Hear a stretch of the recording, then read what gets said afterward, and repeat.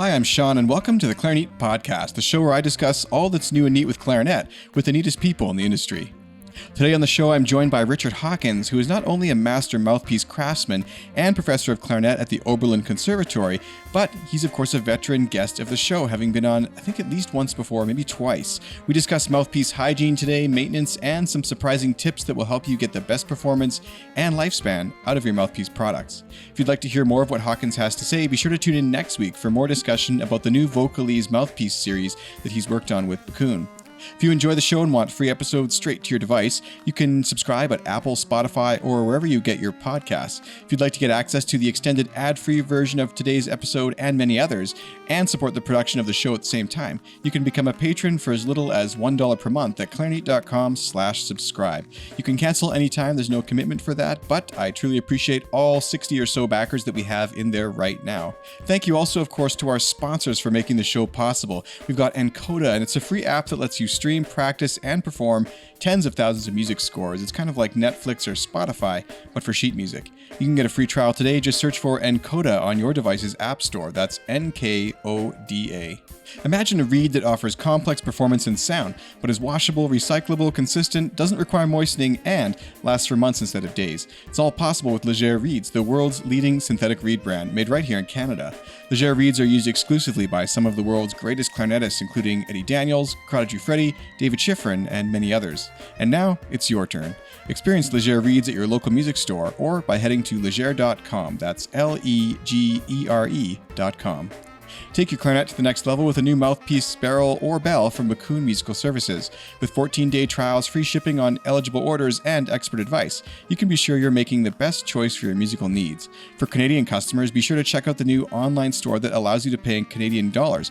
And for everyone else listening at home, I'm excited to announce that the coupon for Clarinet has actually expanded to clarinets as well. It used to just be for accessories. So if you'd like to purchase a new Bakun clarinet or accessory or anything at their online store, you can use code Clarinet for 10% off at checkout.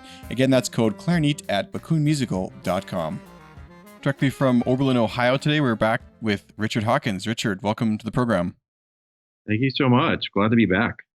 Last week, we were talking about some ways to keep your mouthpiece clean, and I think that it's important that clarinetists during this time especially practice good hygiene. This is not meant to be medical advice. We're not doctors. I'm not a doctor especially, but I just want to kind of encourage people to keep their mouthpiece clean. This is not a time to be sharing your equipment with friends. I think that, that kind of common sense prevails, but let's go into some of the techniques that someone might use depending on the material of their mouthpiece or the substances they have available.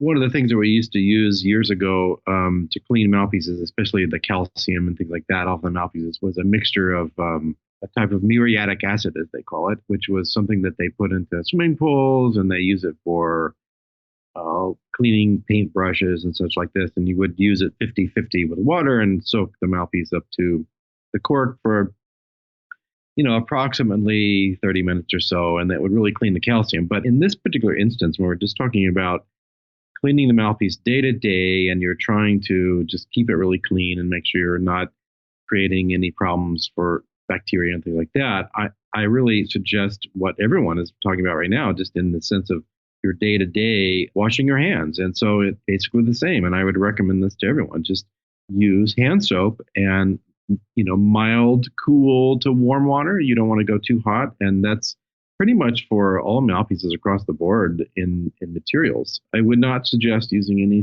type of alcohol because it can change some of the properties of both hard rubber and any other materials that one is using nowadays in mouthpiece making. I think it's probably much safer to just use warm water and hand soap, maybe even the antibacterial soap, which I think people generally have in their homes, and then you just dry it off with paper towels. I mean, one of the things that, for many years, people would use a clarinet swab for the mouthpiece, and I think that's a bad idea. I think you don't really want to pull a clarinet swab through a mouthpiece because it starts to wear it out over time. And I've seen many cases of this over the years of just someone who's been constantly swabbing the mouthpiece. And I think that's probably not a way to go. If that's the only way to go, then I would suggest that you pull it through only halfway and then pull it back through the same direction. So you're not pulling it all the way through the window of the mouthpiece. be really, really aware of the end of the swab. If you've got a swab that has a metal piece that's on the end, that's something to just be really careful of, because that can scratch the internal walls of the mouthpiece, and that can make changes. So you want to be really careful of that.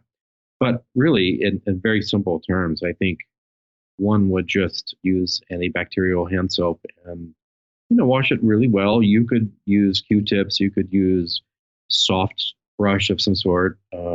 Toothbrush is probably not a good idea because they're usually too large to get into the space. But if you had a brush of that type that was plastic or silicone bristles or such like that, it could work fine.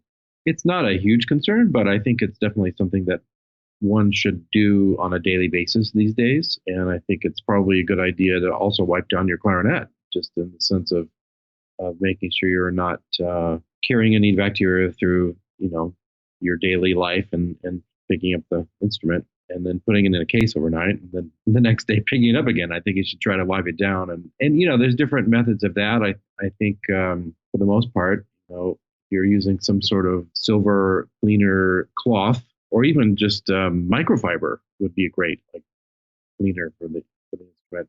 Just make sure you're washing it in the washer and dryer. And that's something I always remind people too about their swabs. That's something that you really need to make sure you do, because days, weeks, months go by and you don't even think about washing your swab. But I think it's something that everyone needs to be doing pretty constantly. That's a really important piece of advice. And, when we say washing these things, I think a big thing right now in the news, and again, this isn't meant to be medical advice, we're just having a discussion, but a big thing is preventing the spread of these things. So if you're keeping your hands clean, but then you touch your instrument or you touch your reed or your mouthpiece and you haven't washed your mouthpiece in 3 weeks, something could still be on there. And I think it's just advisable to keep it clean for the sake of trying not to spread this around. And I was going to ask you, because I've in the past been given advice or heard advice to clean mouthpieces with lemon juice and kind of sticking them in there to decalcify them. Do you think this is going to work, or with rubber, is this no longer a good idea as well? Or how would that be? Have you tried that? I think it depends on the concentration of it. I think lemon juice would be fine. Actually, if you're dealing with a lot of calcium, which some players do, sometimes you see mouthpieces that come through that are just so incredibly covered with calcium that you're afraid to even work on them, because when you clean them off, it's going to be a completely different mouthpiece. It's like over time, it starts to sort of find its way into a new dimensions and things like that because of calcium. And I guess I would say that lemon juice is good. I certainly have seen a lot of people use apple cider vinegar, a 50-50 concentration with water. Yeah, I think those things would work fine. I've seen products that were made in the past that have worked really well that people have suggested. And I guess one of the things I would just sort of in general avoid is any kind of alcohol products. Like alcohol, it's hard to know what it's going to do depending on the kind of material you've got and what you're working with. But, you generally wouldn't put your hand into, a large Tupperware of alcohol. So I don't think you should put your mouthpiece into it either.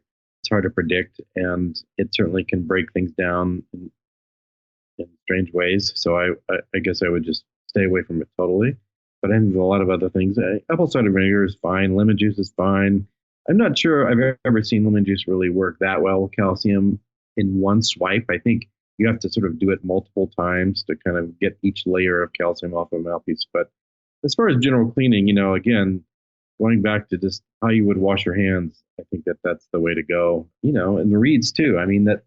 That calls for cane and synthetics. I think cane reeds, everybody knows that cane reeds they just soak in everything into the cane itself. And over time, people have used peroxide to clean reeds, and I think that works pretty well.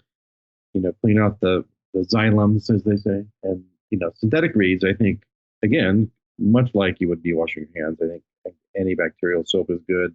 Cool to warm water. You don't want to put any sort of synthetic into hot water. It's going to melt. So you have to be careful of the temperature of the water. But anything that your hands can go into that's comfortable in the warmth of the water, I think is perfectly fine for synthetic reeds and the mouthpieces. Totally. And it's like they say, I guess an ounce of prevention is better than a pound of cure. So I bet if you're washing your mouthpiece in soap and water a couple times a week or every day, I bet that prevents a lot of that calcium buildup, which then requires the use of stronger, harsher substances later, right? Right, exactly right. Yes, no, a calcium buildup is something that definitely takes time. Again, some players could play on a mouthpiece that's totally clean, and after one day, it can get calcium on it. It just depends on the player. I think we all have different, amounts of that in our saliva, and it's crazy. I mean, seeing all the mouthpieces that I have over the years, as refacing and things like this, from even in my own huge collection of old stuff, hundreds. Like it's funny to see at least how much the mouthpieces have been played on, as well as, how clean the players were and things like that. It's sort of funny. The other thing, going back to the swab idea, being careful of that. Strangely enough, one of the most common markings in some of the vintage mouthpieces that we all see is a scratch that goes from the inside of the tip rail all the way down to the bottom part of the baffle. Like one scratch that goes down the whole amount inside the mouthpiece, and it is always from a swab.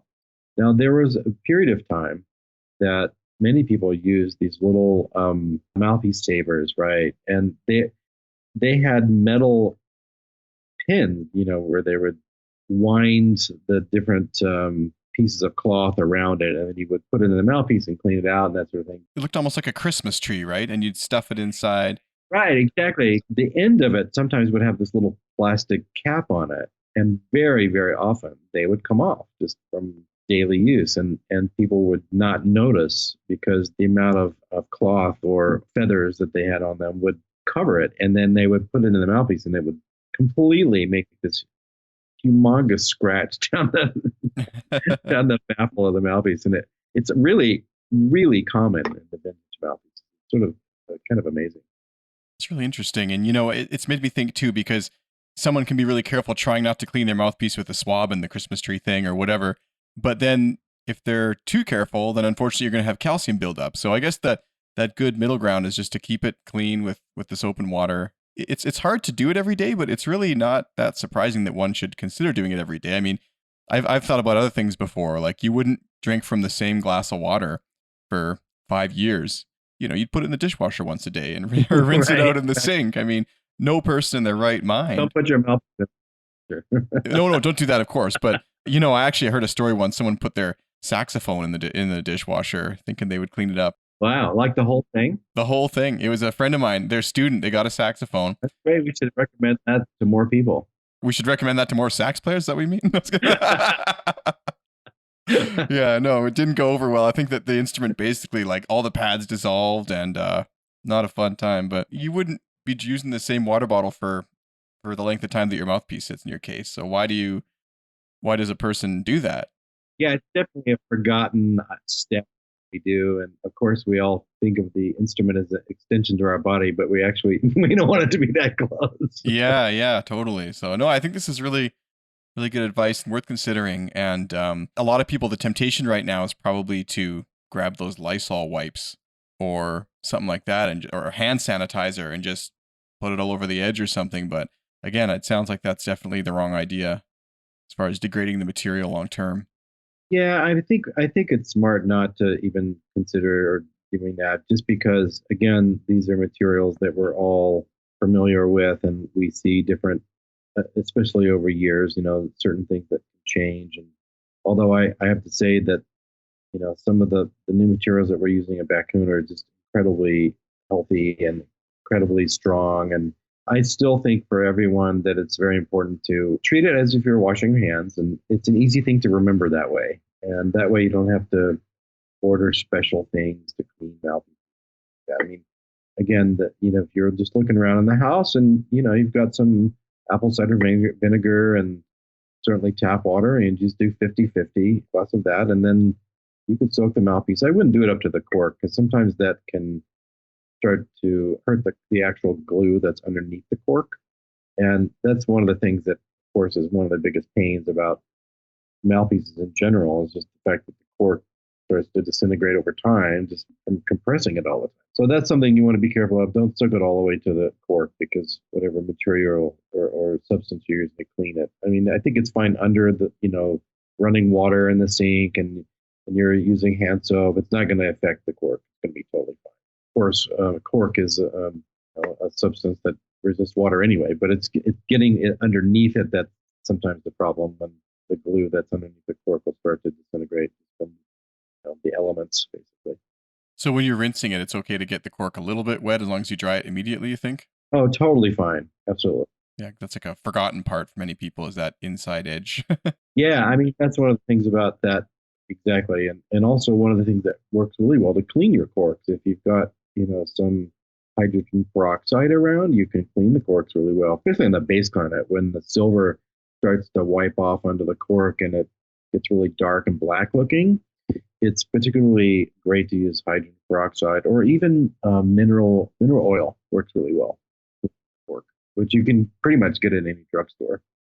You mentioned that, if people are swabbing too much or if there's calcium buildup, the mouthpiece dimensions will change over time. But one of the problems with a gradual change like that is it's kind of like thinking about on which day of going to the gym are your shoes considered worn out, because you're going to get used to them getting crappier and crappier over time. Because this happened to me actually when I was in university. I was negligent with one of my mouthpieces, and it got to the point where after about 10 years of playing this mouthpiece, it just didn't feel right. And I had someone else play it, which at the time they were like, how can you even play on this? And I tried a new one of the same mouthpiece, and I was like, oh my God, I've just destroyed it through like scraping the ligature rails on there, and it had just been whacked around.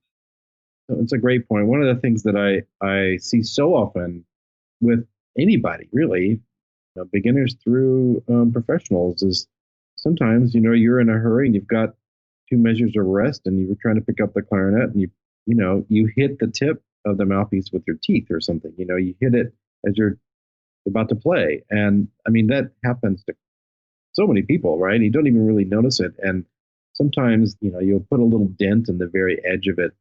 I would say most people, it's not going to be a huge effect, but if it's multiple times, it's something that you've got to watch out for, because it can start then affecting how the reed vibrates on the very tip of the mouthpiece. And then, suddenly reeds feel a little buzzy, or they start to just act funny in general, or it might make it better. Who knows? And then all of a sudden you realize it and you get somebody to fix it, and then it goes back to something else that's, not what you wanted. I mean, there's so many different options in that.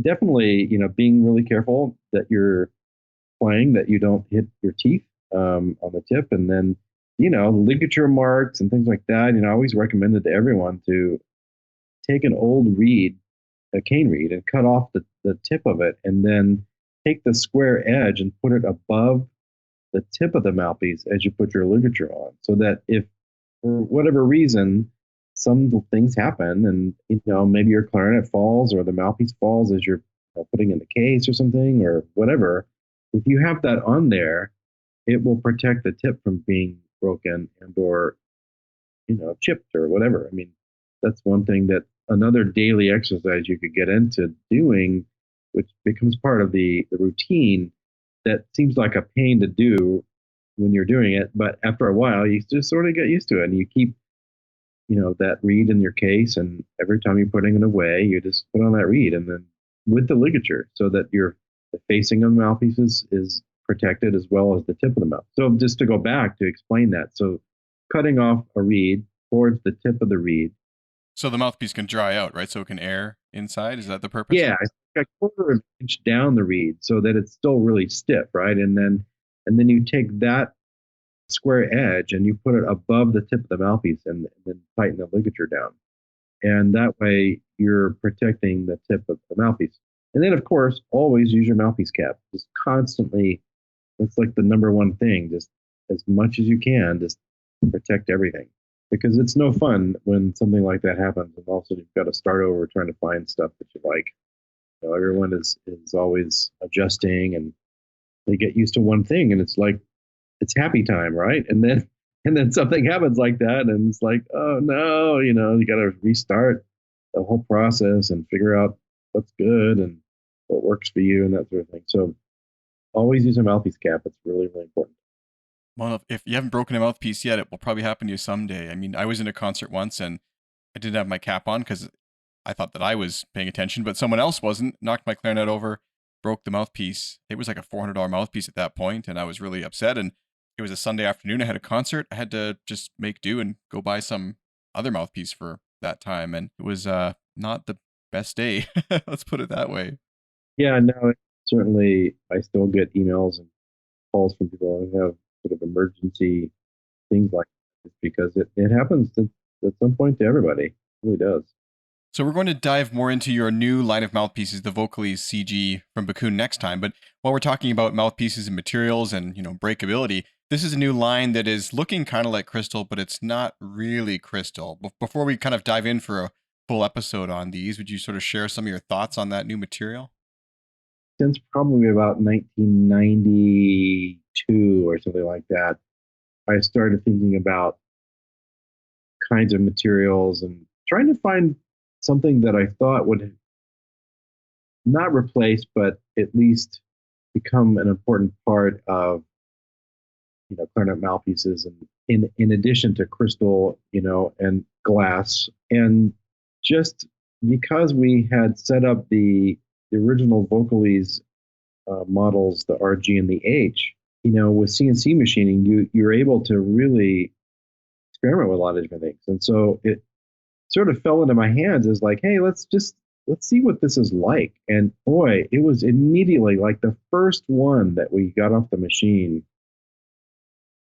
It was something special about the sound and the cover and the amount of flexibility that it has and the color of the sound. Something that immediately struck me was the evenness of sound from the low notes, especially up into the altissimo of the clarinet. It just doesn't change. Like that was something that sort of was remarkable immediately in the first one that I tried. And it was really kind of like one of those moments where we just looked at each other and went, oh, wow, like something really, really interesting. And I had been for years working with, glass and crystal with a lot of clients, facing mouthpieces and things like that. And I know that from the density of that material, that there is an attraction to a lot of players, that it has a solidity about it that I think is really quite good. And of course, as we mentioned a little earlier, at some point, someone will drop something. And when you play glass crystal,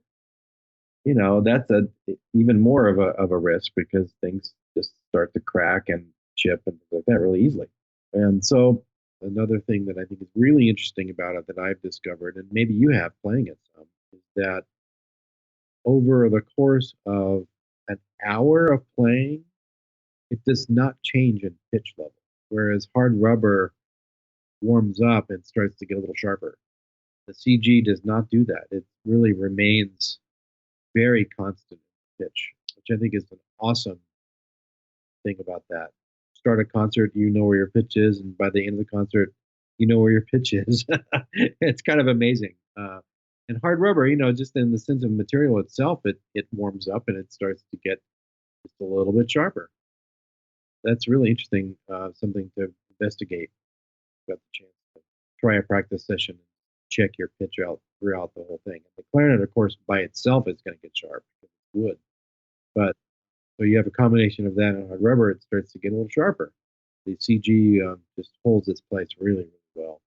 That's interesting because I know people think that they're getting fatigued and that they're biting when they get sharper after a couple hours of playing, but really you're saying it's probably the mouthpiece. Yeah, it's probably the hard rubber and or the clarinet itself, of course, after 12 minutes gets sharper. So that's the problem with the A clarinet, right? You start a concert and the A clarinet's flat. Then you put it down after 5 minutes of playing and play their B flat, and then you come back to it again and it's flat. Well, I wonder if this makes this a really good pick for doublers or people in marching bands then, like they're out in the heat or... Oh, totally would be great for that because it's not going to adjust pitch. So it's really the great thing about it. Well, Richard, thank you so much for coming back on the show today. If you're listening to this, we'll be taking a quick break probably for 5 to 7 days for the next episode to come out. But in reality here, we're just going to take a couple minutes and then come back and talk more about mouthpiece design and these new interesting products, the Vocalise CG, which you've designed in tandem, not only with Bakun, but also with Corrado Giuffretti. So really interesting new mouthpiece. It looks like crystal, but it's not. So hopefully you'll tune back in next time if you found this episode interesting, if you're listening out there on Spotify or iTunes. And if you are listening on YouTube, please be sure to subscribe. I'm going to be doing a clarinet giveaway. I'm going to be doing a secret mystery box giveaway and announcing what it is at 2,500 subscribers. Here's a hint, it's actually a clarinet. So go ahead and subscribe on the YouTube channel.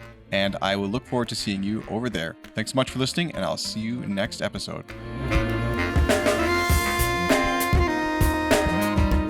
Thank you so much for listening to the Clarinet Podcast. If you'd like to send me a guest suggestion, have some feedback, or just want to say hi, you can contact me at feedback@clarinet.com. I'm reaching the end of my in the can, so to speak, episodes that I have had pre-recorded here, so I am looking to be recording some new episodes, hopefully over the summer and into the fall. So if you have any great ideas or you'd like to be a guest yourself, please don't hesitate to contact me. I do take the time to respond to every message that gets sent in. Again, that's feedback@clarinet.com. Also, if you listened all the way to the end of the show here, you are a true fan and you are awesome. Thank you so much. If you'd like to get access to extended versions of episodes just like this one, you can check that out at clarinet.com/subscribe. We have over 60 people getting that edition of the show now, and they also get access to an ad-free version. So it's extended, ad-free, and it's actually in a higher audio quality. So become a patron of the podcast at clarinet.com/subscribe. It's not only our patrons we have to thank for the Clarinet Podcast episode that you enjoyed today, it's also our sponsors. I'd like to thank Encoda, which is a new app that lets you stream, purchase, and perform tens of thousands of sheet music scores. It's kind of like Netflix or Spotify, but for sheet music. You can get a free trial today at encoda.com. That's NKODA.com. Of course, you can save 10% on your next Bakun accessory purchase. That includes mouthpieces, barrels, bells, and more. You can shop now with code Clarinet at checkout at www.bakunmusical.com or bakunmusical.ca for Canadian customers. That's now in Canadian dollars. You'll also get a free Bakun mini bell keychain with your purchase throughout the month of June. Last but not least, we have Leger reeds. Of course, these are also made in Canada, and I've been using these for a really long time, ever since back in the day. I think it was way back in like the early 2000s, 2000 or 2001, when I was in marching band. I loved them back then for their durability and reliability and the fact that they don't dry out, but I love them even more today because they've come a long way, and they're the perfect reed if you're a teacher, for example. You like to set down your clarinet for a long time, or a doubler, same thing. You can pick it up and sort of keep going no matter how long it's been sitting there. So try out Leger reeds at your local music store, or you can head to www.leger.com. Thanks so much again for listening to the Clarinet Podcast, and I look forward to seeing you next time for more of what's new and neat for clarinet with the newest people in the industry on the Clarinet Podcast.